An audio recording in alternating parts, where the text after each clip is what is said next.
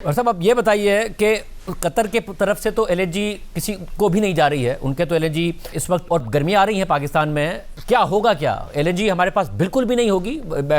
پچھلے انٹرویو میں بھی آپ سے بات ہوئی تھی کہ پہلے آپ سے بات ہوتی تھی کہ ایل این جی بہت زیادہ ہے، تو قطر سے آپ مذاکرات کر رہے تھے کہ ہمیں کم چاہیے، اب ہے ہی نہیں، تو کیا ہوگا؟ بہت زیادہ لوڈ شیڈنگ، بہت زیادہ گیس کی لوڈ شیڈنگ، کیا ہونے والا ہے؟ پہلے تو میں قطر کا بہت کیا کہتے ہیں دل سے احترام کرتا ہوں. یہ وہ ہمارا سپلائر تھا کہ جب مارکیٹ میں $30 کی ایل این جی تھی، انہوں نے $10 کے ہمیں اپنے کانٹریکٹس لفٹ کرائے تھے. اسی لیے جب میں پہلے آپ کے پاس آیا تھا، میں نے کہا تھا میں کانٹریکٹ کے اندر رہتے ہوئے ان سے ری نیگوشیٹ کروں گا. اور میرے جو کاؤنٹر پارٹ سعد القابی صاحب ہیں، انہوں نے پاکستان سے بے پناہ محبت کا اظہار کرتے وہ کیا بھی تھا.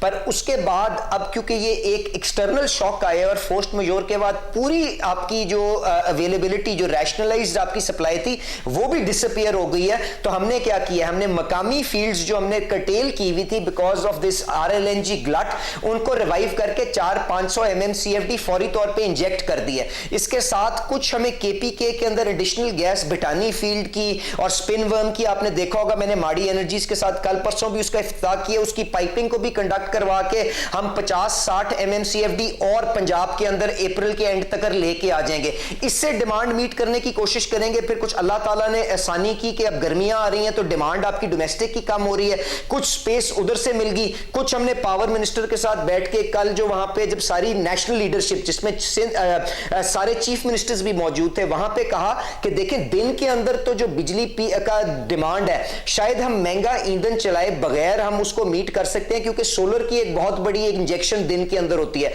بٹ شام کو جب سولر آف ہوتا ہے، آپ کی پیک ڈیمانڈ بڑھتی ہے، تو اس وقت آپ کو مہنگے ایندھن کے پلانٹ، فرنس آئل کے پلانٹ چلانے پڑیں گے، جو کسی بھی طرح سود مند سودا نہیں ہوگا. تو وہاں پہ اسی لیے ساری لیڈرشپ نے فیصلہ کیا کہ مارکیٹ کے ارلی کلوزرز کے اوپر سوچا جائے. شادی گھر، ریسٹورنٹ ضرور 10 بجے تک چلیں، بٹ مارکیٹ کا ارلی کلوزرز کریں تاکہ ہم اپنے آپ کو ڈسپلن بھی کریں، سچویشن کی گریوٹی کا بھی احساس کریں، اور یہ مہنگے ایندھن کا جو 1000-2000 میگا واٹ آپ کو شام کو چلانا پڑتا ہے، اس کی ڈیمانڈ کو شیو آف کر دیں. تو ملٹیپل انٹرونشنز ہوں گی، بٹ اللہ تعالیٰ خیر رکھے.